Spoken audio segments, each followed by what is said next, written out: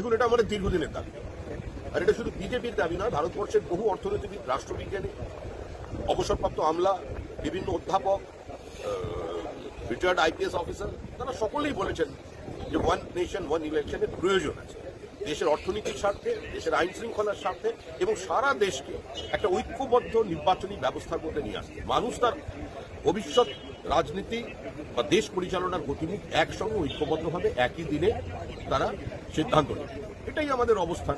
এখন তৃণমূল কংগ্রেস তো বিরোধিতা করবে, তৃণমূল কংগ্রেস আদতে কোনো রাজনৈতিক দল কিনা এটা নিয়ে আগামী দিনে বিভিন্ন বিশ্ববিদ্যালয়ে গবেষণা হবে।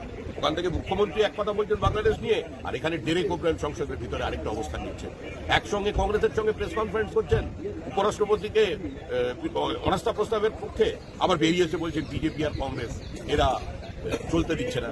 একদিকে কংগ্রেসের সঙ্গে আছেন, আবার অন্যদিকে বলছেন মমতা বন্দ্যোপাধ্যায়কে মুখ করতে হবে কংগ্রেসের বিরোধিতা। ফলে তৃণমূল কি বলছে নিয়ে ভারতবর্ষের মানুষ